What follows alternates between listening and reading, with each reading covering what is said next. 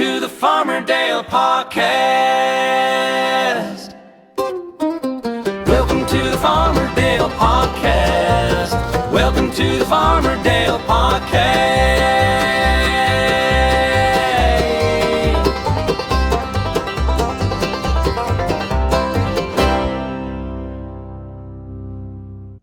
Well, hey. Welcome to the Farmerdale Podcast. We're so glad y'all listening today. Hope you've checked out all the other episodes. You can get those on all the other different types of platforms out there. But hey, thank y'all for listening. Thank you for helping us grow this channel. And I'm very excited about our guest today. So excited about our guest today. We'll talk about him in just a second. But we got some advertising going on. We started a whole new way of producing the show. And we got advertisements at the beginning, we got advertisements in the middle of the show, and we'll have some at the very end. So we'll see how that goes, but still not too late to advertise with us. You can always email us at farmerdalepodcast@gmail.com, and we'll talk more about that towards the end. We also have some exciting news to bring to you at the very end, so listen all the way to the end, because you are going to want to hear that. So, hey, our special guest today, his name is Jay Stephenson. He is my pastor at the church that we attend, at Manor Community Church. This is going to be a good one. We got a lot to talk about.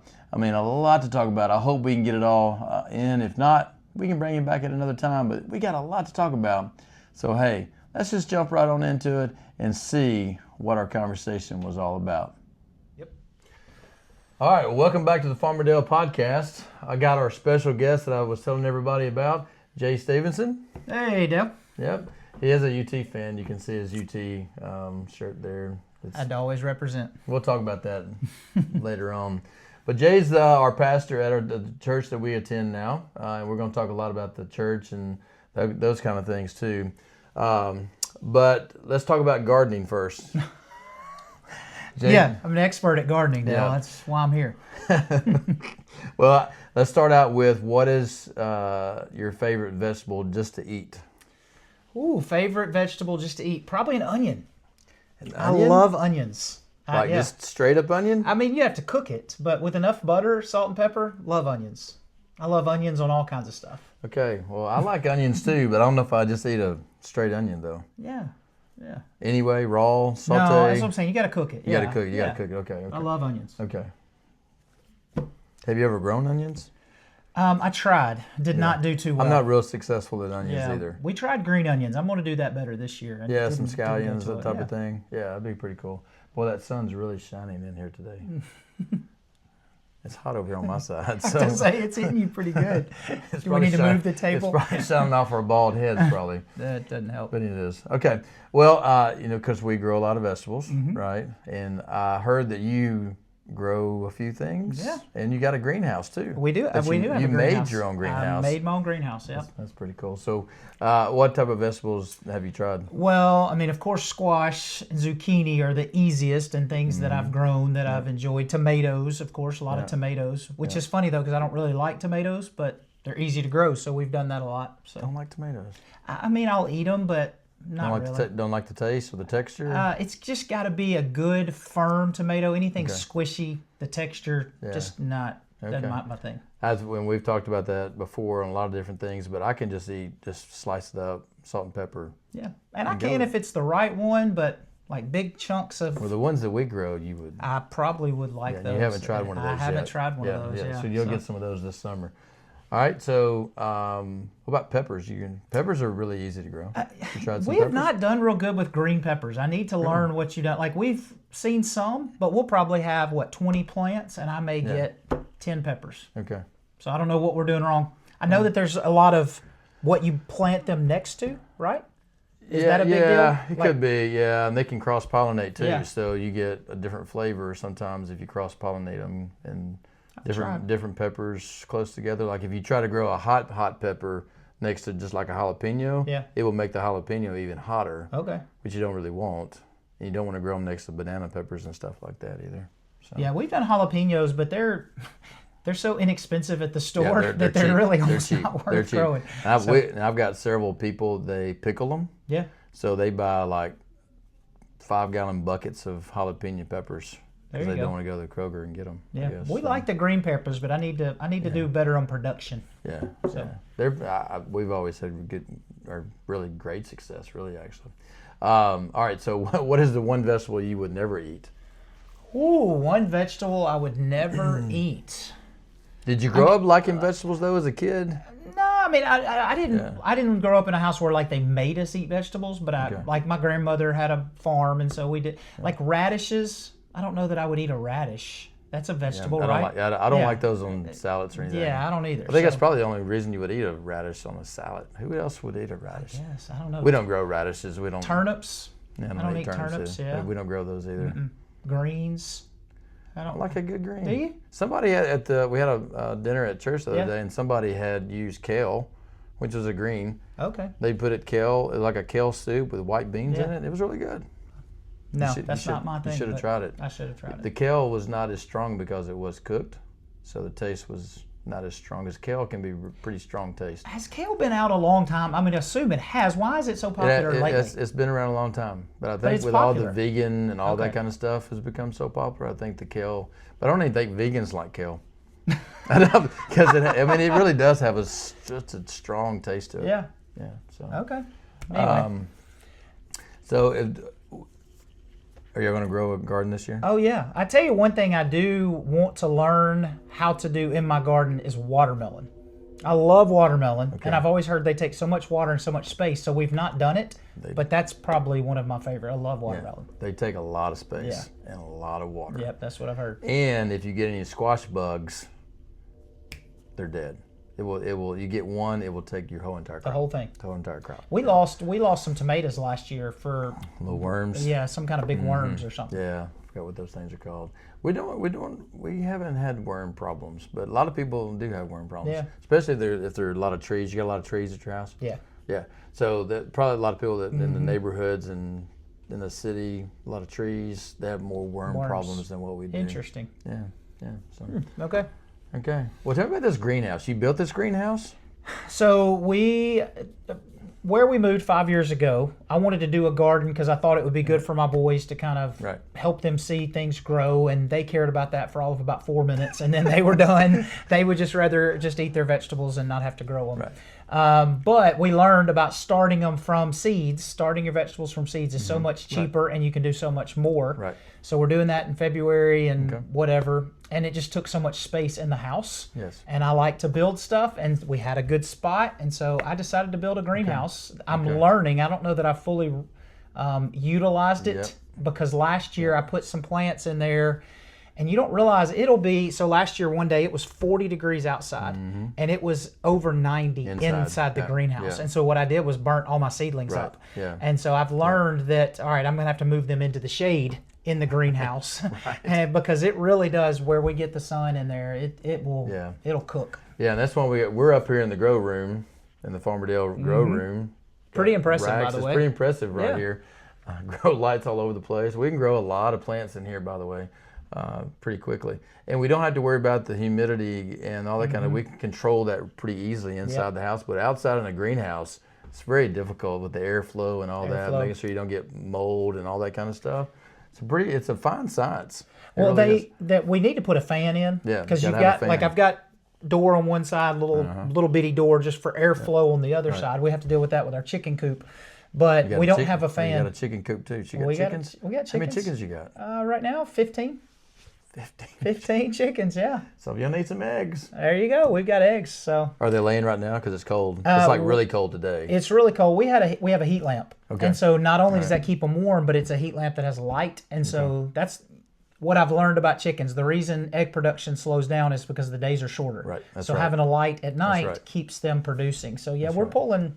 I mean, we're getting 7, 8, 9 a day. Wow. So more than we can probably eat. Okay. So. But y'all like eggs, I'm guessing. Yeah, we do. We eat eggs pretty much every day. So. Was that your plan when y'all moved out here? Because y'all live about a mile away from us, and y'all got some property. So was that your plan to have chickens? No. Our plan was just to be outside because we lived in Bartlett, in a city where my boys like to walk out back and shoot guns, and so I've always said it's awkward when you're in Bartlett and you walk out back and shoot a squirrel out of your tree. Shooting guns around here. That could be, yes. So out where we are, it's a little bit more normal. So I never thought, I mean, I'm a golfer, so I never thought chickens and garden, but when you have land and you like being outside, I love being outside. Yeah. So it's a natural thing for us. Farmer Jenny will not let me have chickens because she thinks that once it gets cold, like it is today, you know, in the 30s, that she would have to bring the chickens inside. No. Well, that's what she would do. Okay. Wow. Well, then you don't need chickens. You don't want chickens in your house. Our son has chickens too, and he's trying to raise more chickens. So he likes the fresh eggs. Yeah. Which is and those fresh eggs are so much better than they are very you can good. buy in the Kroger. So that's pretty cool. All right. Well, gardening. Chicken farming. There's a lot of layers here to you, Jay. Yes, well, I had something like that. Yeah, a lot of layers. Okay. Well, cool. Let's shift gears into, because the podcast is really about people's stories and how they got to be where they are today. So I don't know if it was your plan to become a pastor. I don't think it was. I think so. It was? Okay. Yeah. Well, kind of give me, you don't have to give me a full life story because we don't have time for that, but kind of give me the highlights of how you got to be where you are right now. Yeah. I mean, highlights, you say didn't want to be a pastor. I don't know that I ever thought I'd be a senior pastor. Okay. So I grew up in the church. I accepted Christ at an early age. Yep. And so I always loved being around the church. Like and around early age? What? 7, 8 years old. So that's young. Yeah, it was young. And so I grew up in going to church and being around the church. I enjoyed to serve at the church. I played in all the church league basketball things. Right. And so church was just a normal part of my life. My dad was a deacon. My mom ran the daycare. Okay. Just normal.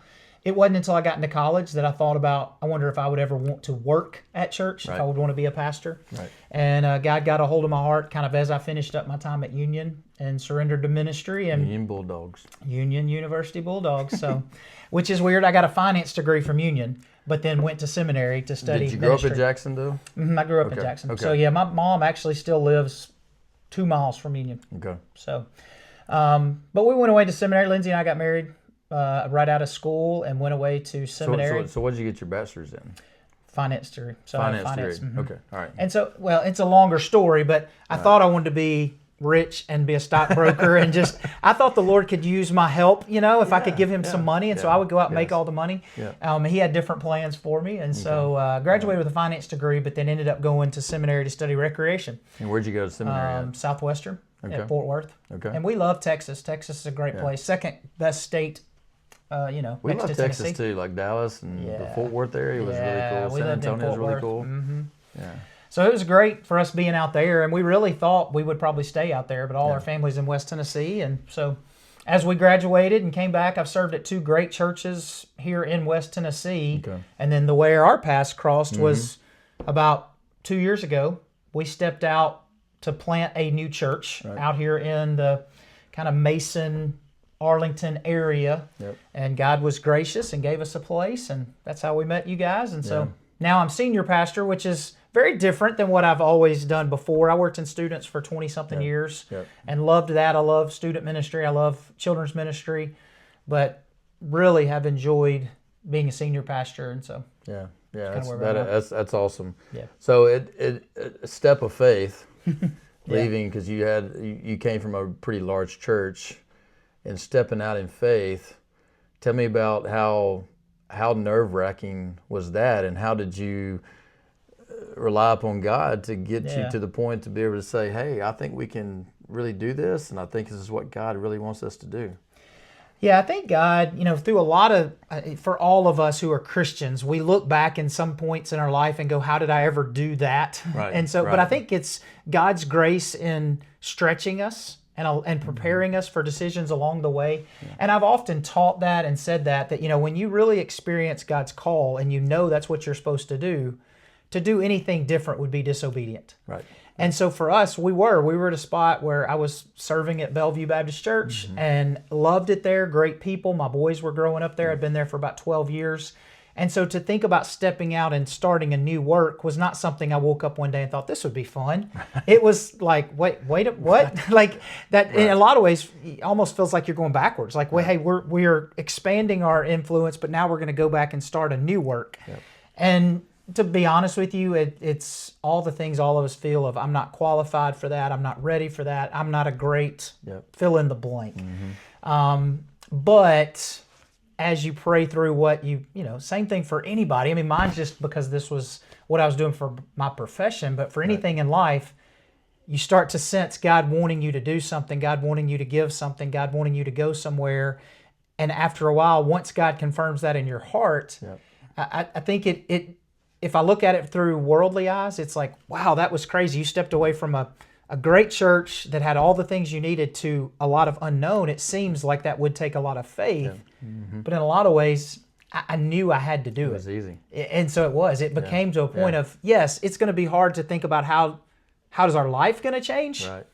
But I really didn't have an option at that point. Once I knew in my heart, Lord, you want me to do this? That's what we had to do. That's the way Jenny was, because Jenny wasn't teaching for 20 years, and we were going to Faith Arlington at the time.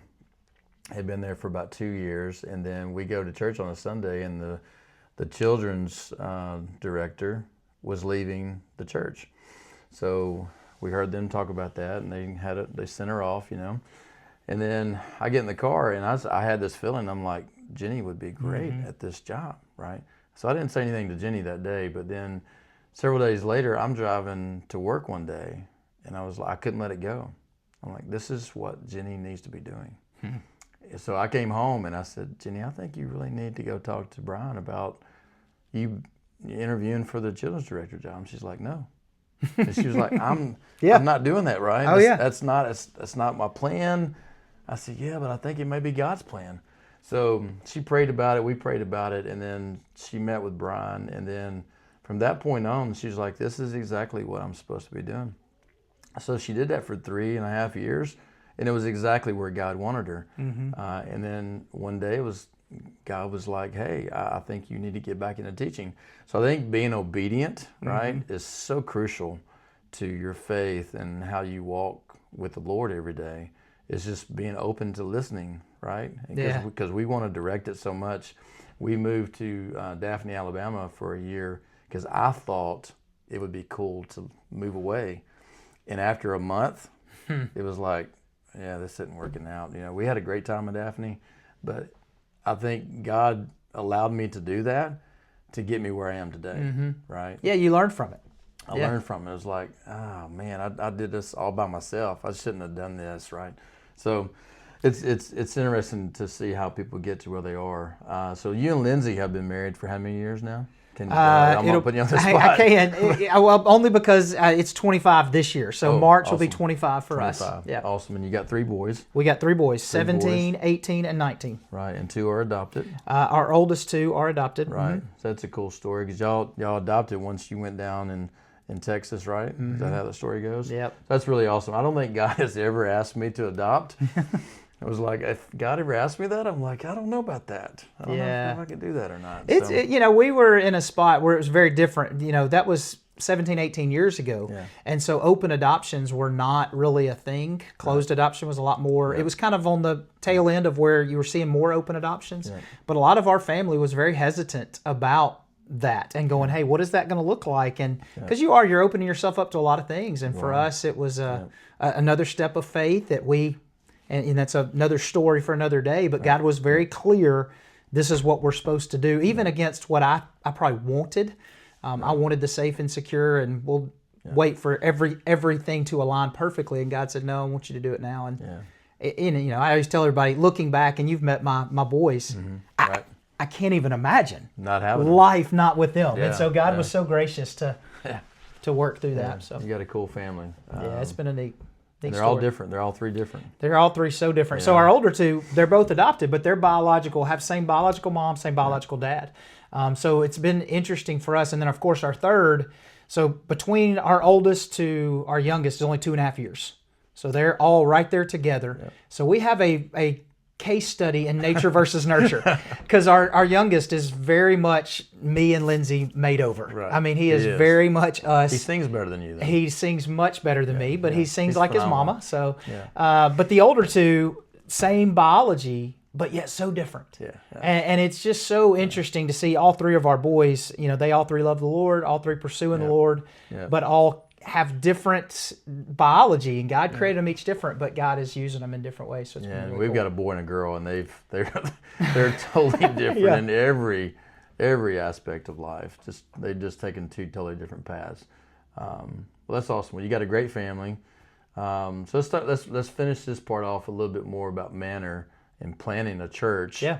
Going well. I mean, we love coming to Manor. It is, a half a mile down the road or a mile down the road. So that was a big plus for us because Jenny and I, after we left Faith Arlington, we had, traveled. I think we visited every church within a 30-mile radius of us. But then we came to Manor, and it was that first Sunday. And I think because Jenny and I had worked with youth, and we still teach all the time, your preaching was like, that's a youth minister up there, right? It was kind of that's the way it was. It was like, man, this is awesome. The music's awesome. The worship time is awesome. So where do you see Manor moving on? I mean, you've kind of taken it slow on purpose, but where do you see Manor going from here? Well, I appreciate those kind words. I do need to tell your audience, though, I give you a hard time. I think the reason you really like Manor is you don't leave every morning until about 3 minutes before service starts. I barely get there in time. I always give y'all a hard time about that. I always know it's time to start when y'all get here. I've never lived that close to church before. I actually live closer than you do, and it's a great thing. And you ride your motorcycle to church sometimes. I do get to ride the motorcycle to church. So, yes. God's been real sweet. I think so many times in life we maybe have these ideas of the way we think things should be. I think especially even with garden, right? You start in the garden in April, and you're like, I envision this whole big, huge, colorful garden, and it doesn't always turn out that way. No. And so I have these plans of the way I thought things to be, and God has just continued to change those in such sweet ways. For me, it was, we're going to step out here and we're going to plant this church, and we're going to have X and Y and Z, and then you start meeting the people, and you're like, oh, that's the fruit, that is the win. Right. It's not about anything we may create in of ourselves. And two, as you meet the people and you learn the people and you learn the people you're trying to reach, you realize, well, those ideas won't work. We've got to do things this way. And so there's been a lot of that we have really had to kind of go slow, because realizing, hey, as a church plant, who are the people in your community you're trying to reach? What are the needs of that community? And what does that look like? Are these people who have been walking with the Lord for years and years and are spiritually ready to lead, or are these people who are still spiritually not quite ready to lead? And so we've met all kinds of different people, and it's been sweet to be able to come alongside and do ministry with them. And I think to have people like y'all who have grown up in the church, been a part of the church, but are also in the community, and go, all right, Dale and Jenny, help us. Right. We have our ideas, but what do you think? And that's been really neat to kind of see. And so when you say, what are our plans moving forward? In a lot of ways, we're going to keep doing the things that we set out to do of, hey, we want to continue to put the gospel at the forefront of what we do. We want to continue to teach the word, but we want to continue to meet people and continue to see, all right, who are the people that God's going to bring to the church? We're seeing, a lot of the people that are in our church, this, live within 5 miles of the church. They live on Braden Road. They do, right here on Braden Road. I live on Braden. And that's so good, and that's so exciting to see. But at the same time, we're seeing people drive from 10 minutes out, 15 minutes out. And, this community, trying to figure out what is this community going to look like in the next 5 years, 10 years, as we're, kind of praying through what God would do. Yeah, I think it's cool seeing people who are searching for truth. They're looking for somebody, as far as a pastor goes, that's going to just tell them the way it is, right? And that's what we really enjoy, is that I know I'm going to get the honesty from you every Sunday. Yeah. And they may hurt sometimes. It may hurt, but it's what we need. Yeah. So it's cool. And we have such a wide range of people, from young to old to, it's really, really a cool church. So if you want to come to Manor Community. Hey, come on. Right on Highway 70. What's the address? I don't even know what the address is. 1960. I always tell people right next to Slingshot Charlie's. Right. Yeah. Slingshot Charlie's. And Slingshot's not open on Sundays, by the way. I don't even know when they are open. It's very random. There's a small window, it's very random, yeah. Well, all right, we're going to take a break, and when we come back, we're going to talk about a mission trip that Jay and Lindsay took to South Africa. So we're going to talk about that when we come. All right, welcome back to the Farmer Dale podcast. We got the sun still shining. It's a beautiful view back there, still shining. So Jay has taken multiple mission trips before, but he just came back over Christmas from South Africa. And some of the stories he's already told me, which are awesome. But I just want to let him give us a little kind of an overview of what the trip was supposed to be and why you went to South Africa. Yeah. Well, one of the things we did a couple of years ago is we went on a trip where it's called missionary care. Mm-hmm. So, part of Cooperative Program International Mission Board, we have missionaries all over the world Right. that don't have the luxuries, I guess, that we have sometimes of having a place for their kids to go and be ministered to, or a place for them to get the encouragement they need as missionaries. A lot of them are, in some ways, on an island. They're taking the gospel where there is no other believers, and they're trying to share that with people. And so we have a couple of times done trips where we go and we will minister to these missionaries in one way or another. So this was one of those trips where they gathered all the students of these missionary families came to one location, and we were able to basically host a summer camp for them. In Africa, it's summer for them. Yeah, it was 80 degrees and sunny, and it was beautiful, and it was great. But for a lot of them, they don't get to be, a lot of our students here, they go to camp, but then they go to church with each other the next week. Right. Well, they don't get to see each other but this one time a year. And so they would fly in from 4 hours away, 10 hours away to do camp all week. And so we took a group of people where I got to preach, just like you would do a summer camp. I got to preach every night, and they got to play games during the day and have fun with each other and kind of hang out. So that's what our group did for the week. Okay. So I just had the thought of, because you told me all this the other day, but these kids leave, and I'm guessing with technology today, they can just continue to stay in contact with a lot of their friends that they're making at these summer camps, basically, right? So just like an American student would, they can leave and come back. They're probably going to fall in love at some point with another missionary kid, that kind of thing. Well, and a lot of them, yes, they get to stay in contact, but a lot of them do maybe go to boarding school. Maybe if where their parents are serving, there's not the schooling that's needed. They don't want to homeschool, so they may, which is a different way of life for a lot of for us to think about, that you would put your kid on a plane to go 8 hours away to a boarding school that you won't see him again until Christmas. Yeah. I've as always a ninth grader, 10th grader. I've always thought that was weird, because I've known other kids that's gone to boarding schools and just in the state of Tennessee. And left their parents, and I'm like, that's so strange. It's very different. Very strange and very different. A lot of that was because athletically they did it. Yeah. To go to a boarding school, but that's probably not the case over in South Africa. Well, it's a great reminder of the sacrifice that a lot of them make to be able to do what they feel called to do. Right. Are those boarding schools run American, or is it? It depends on where they are. I mean, one of the young ladies that we were there, she's at a French boarding school. Oh. So she had to learn French to be a part of the boarding school, because that was the best school in that area where her family wanted to send her. Yeah. And so some are English speaking, some are different. We've had a couple kids that come to Woodland, and their parents were missionaries at some point, and they always just seem to be the most well-adapted kids. Or they could just do whatever, and it's probably because of their background. Yeah. They would just up and make friends at any point in time, because most kids can't do that, right? Yeah. But those, like kind of like the military kids, those military kids can really make friends really easy for the most part. Well, it's interesting because when you get to know them, they are taught how to build relationships quickly. Right. That's part of their world is connecting with new people, but also they're so used to being in new situations. Right. I guess the bad side to that, maybe where they live, there's not a lot of people like them. Right. So what's at home in their house is the only time they get people that are like them. Right. But then also when they come back maybe to the States, that doesn't feel like home either, because they're not there very much. Right. So you get into this world where they're quick at connecting. Yep.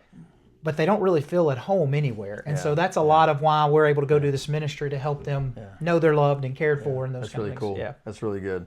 So the travel seemed to be a little rough coming back. Going was seemed to be okay, but coming back was a little rough. Anytime we go over there, it seems like going, the jet lag's not as bad, but always coming back, you're losing that sleep. It always feels a little different. But we got hung up in Amsterdam. So for some reason, our flights ended up having us going through Amsterdam. Snowstorm. Doesn't seem like that would work on the map, but it does. And we got caught in a snowstorm and got stranded there for 2.5 days before we could get home. And they're a worse place to get stuck. But even in the United States, flying though, we went to Chicago one time, and we flew to Houston. Yeah. To get to Chicago. Yeah. I'm like, it doesn't make sense. I guess for the airlines it makes sense. So. Well, I think it's usually to save $1, right? It's usually a little cheaper to catch that flight. I don't know, but it would be nice if you would just let me have that jet that y'all got. We're just hop on the jet and we'll cruise wherever we need to, we don't right? have that. No, it's not going to happen. Not with this teaching tomatoes salary. aren't doing too good. Tomatoes and teaching salary is not going to get us there probably. All right. It's not going to get us there. Well, I'm pretty sure you got more mission trips that you would love to take in the future. So we'll probably come back and visit those whenever or maybe I'll do one with you. You need to. Yeah, y'all need to. We'll so see. we're praying about that. We'll see. So. Yeah, I bet you are. I really haven't been on a mission trip. That's what's weird. Never Really. I mean, we've done some local, I wouldn't necessarily say it's mission work, but it's, help around the city and that kind of stuff. But as far as really going into a situation, Jenny's uncle always goes on a mission trip to a reservation somewhere every summer, and he always wanted me to go do the games. But the dates never worked out because I was always working summer camps, and he wanted to go in the summertime, and it just I guess because we wanted to go, but we just didn't set up the dates because it never worked out that way. So, well, I think it's interesting when you think about going and doing things like that, and what we're praying at Manor is the partnership. Because it's a great reminder for how big the kingdom of God is. We want to go and help, and some places do need help, and they need us to come. But in a lot of ways, it just exposes and reminds us how big the kingdom of God is. Right. And I think that was one. I'll tell you one quick story from this. One of the students that we met, his dad, of course, a lot of that is establishing, of course, believers, and then raising up somebody to pastor that church so that they can have a church in their area and their language, and then the missionary would go and work somewhere else. Well, in his developing relationships, one of the things that he's very good at is he's a great hunter. So he's developed relationships with, the locals, so that if a lion gets away from the reservation and comes into a town more than once, they will call him to go hunt the lion. Wow. And that's how he's developing a relationship with them. Yeah. So it's amazing to see all the different things God lets him do. Well, in church on Sunday, you showed a picture of a lion. Y'all were out on a kind of a safari type of thing, and the lion was right there at you, right? So it's a little dangerous, it seems like. But that's one of the things we talked about is if we would have gone with y'all, that's the one thing I would have wanted to do. Yeah. You got to go on a safari. You got to see all the things. So, all right. Well, you want to take a drink? No, I'm good. Sorry. Okay. All right. That normally happens to me when I'm doing whatever. So it's the sun. It's the sun. Well, let's end this thing off on sports because that's my world. I love sports. I love sports too. Now you don't root for the team that I would like to root for though. All right, root against them actually. Root against them. Yes. All the time. Yeah. Well. I'm gonna take some water. Yeah. We're gonna let Jay get a drink of water here real fast. Because Tennessee fans because they got beat by Kentucky today. This is Saturday. They were filming this, and they just got beat by Kentucky, and Alabama beat Oklahoma very at the end. But Kentucky's in basketball is like the rival, right? Yeah, and this was our chance to beat them today. This was your chance because Kentucky's not as good as what they normally are. What's your favorite sport? Like, what did you do growing up? Did you play sports? Or? Yeah, football. Okay. I mean, I love football. I played all the sports growing up. So any sports, I told you about recreation before. Right, I love sports. Right. And team sports especially, I think is just so many things you learn there. But football was my thing, and football is what I enjoy watching. So, I'll watch it all. What position in football did you? So I was offensive lineman, played center. Okay. So I always said that we were the ones that made things happen, but we didn't need all the acclaim and all the applause for it, That was me because I had to be quarterback or the running back or the linebacker. Y'all I had to needed be one of those that. three. I had to have somebody hyping me up all the time, tell me how good I was, when I really wasn't that good. Anyway, but I love playing football, and I would probably go back today and play football. If I had the opportunity. I think it would hurt a little more today than it did. But I would go back and play football, though. Okay. I would do that again. Basketball was my sport, though. Yeah. Did you ever get, because you're a pretty tall guy, did you ever get that from coaches of, hey, you're tall, you should play basketball? Oh, yeah. I played. I mean, I was a center all the time, and so I had to learn, because I couldn't jump. So I was taller, but I just couldn't jump. And so I had to learn how to box out. And so I always kind of prided myself on rebounding, and I could, you just can't get around me was my goal. Right. So, That's cool. What's one sport that you wish you would have played that you did not play when you were in school? Yeah.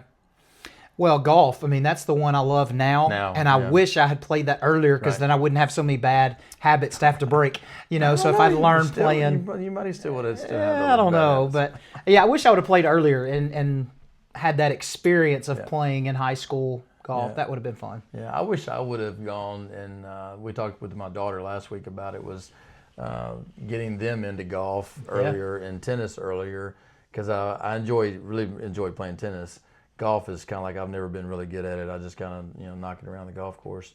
But tennis was the one thing I wished I would have played. But I went to a very small private school, so we didn't have cross country. We didn't have soccer. We didn't have golf. Soccer was not as big back then. It's really become more here. I mean, lately. Big time. Lacrosse is really. Oh yeah. I think I would have enjoyed playing lacrosse though, a stick and hitting people with a stick all the time. I think I really would have enjoyed. So that. You're in sports. They say lacrosse is going to take over because it's safer than football. No, but those guys, no, they're it's not. No, it can't just because be. they have a helmet on, it doesn't mean that it's safer. Okay. It's a really aggressive game. Yeah. It's a really aggressive game. I remember at Union, when I was there, they were getting their soccer team. They had a club team, but they were getting official soccer. Yeah. And they said the insurance for soccer for the school was more expensive than football. There's 10 times more head injuries and concussions in soccer. But I thought that's so interesting with lacrosse. Everybody's like, oh, it's so much safer than football. No. I'm like, no. I don't know what the concussion rate is on lacrosse, because just getting hit by that ball, I mean, the ball is hard. That's true. I mean, it will leave a whelp. If you get hit in the head with one of those things, it could knock you out. Okay. It's pretty bad. Yeah. Can you actually, you throw it? What is it called? It's called something. Can you do that? We don't have lacrosse at Woodland. Okay. We got some kids that play for club teams and that kind of stuff, but we haven't ventured into lacrosse. I don't know if I can throw it and catch it or not. Yeah, it's a flip of the wrist and a skill that you really got to practice. Okay. But we'll probably know. So you didn't play tennis? No, we didn't have it. But okay. I kind of played it growing up, just going to tennis courts, my brother and I, and then one of the fun things we did was after every, especially when it got warm, we had a really good youth group. We were really close growing up, and Jenny was in that youth group. And every night we'd either go. We had a buddy that was a member of the Covington Country Club. Okay. So we'd either. He had a girlfriend that was in the youth group. Jenny was so we would go play golf right after and try to get 9 holes in after youth group. Playing in the dark. Had a good time. Or we go play tennis all together. We had a really, really good time doing that kind of stuff. So do you play pickleball now then? That's the old people's tennis, right? This is crazy. We teach pickleball in school. Okay. And we play a lot of it. But I've never actually been on a pickleball court to play pickleball. Really? I play at school, and I even teach a pickleball camp at school. Okay. But I've never actually been on a pickleball court. Well, all right. You think Lindsay and Jenny would play pickleball with us? We could go play pickleball? Yeah, that'd be pretty cool. That would be. I don't know if Lindsay would do it. Jenny's asked about that. She's like, we're getting older, so we need a hobby together. Okay. Besides just laying around watching TV. Yes, you do. If that's your only hobby, you need a new hobby, yes. I don't know if it's a hobby or not, but we're really good at doing that. Well, cool. Well, this has been fun. Well, thanks for having me. It's been fun. Well, I really enjoyed coming to Manor. And seriously, if y'all are looking for a great, awesome church that's local, if you're in the Galloway area or Mason or 30 minutes away, it's a great place to come because you're going to get loved on. Somebody's going to meet you at the front door, and I think that's pretty cool. Some churches don't do that. Well, hopefully we'll always do that. Front door. So we're meeting you at the front door, and we'll welcome you in. Plus, we eat once a Sunday. Once a month. Once a month, and on Wednesday nights, which Wednesday nights is tough for me because we're so busy. I understand. Sports is just maybe when I retire. Maybe. We'll see. I retire. Okay, well, Jay, I appreciate you being on the podcast. Dale, thanks for having us. And you're my number 2 favorite podcast because I had to tell my daughter that she was the favorite. Okay. Well, I don't mind being second to your daughter. Yeah, you're fine. I don't know. Maybe Jenny was number 2, and then you're number 3. So number 3. Am I the 3rd podcast? Is that the way this works? I think well, it's really the 5th podcast, but Jenny and I did 2. Okay. And I did the first one by myself, so I can't I'll say hold on to number 3 until next week. I was the favorite. Okay. Yeah. All right. Well, roll Tide. Well, go Vols. Go Vols. There you go. Farmer Dale will be right back. Well, I hope that y'all enjoyed the show today. Jay is phenomenal. If you're looking for a great church, check us out at Manor Community Church, right here on Highway 70 in Galloway, Tennessee. That's right.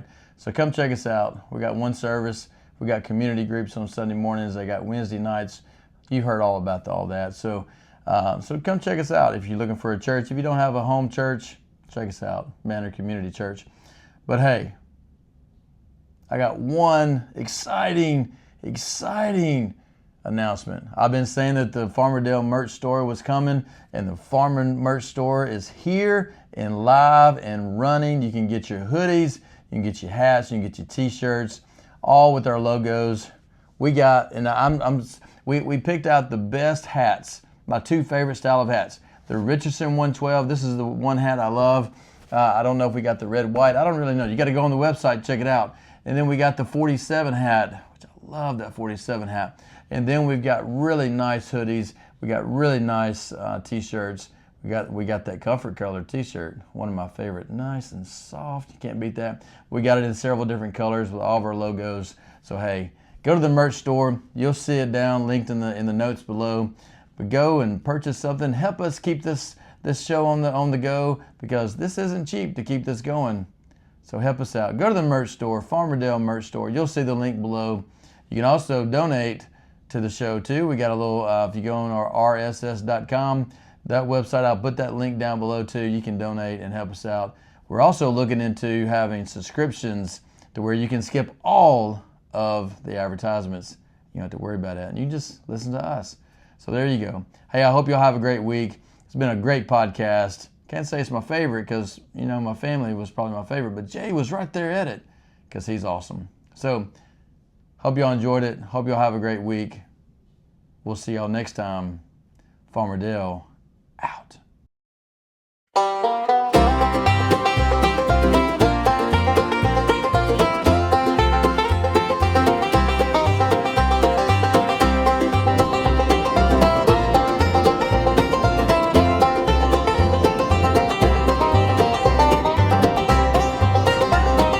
Down in the field where the sun shines bright, tomatoes red and the squash just right. Okra growing, friends gather round, family and faith in this little town. It's the Farmer Dale Podcast, come on in, talking about veggies, love.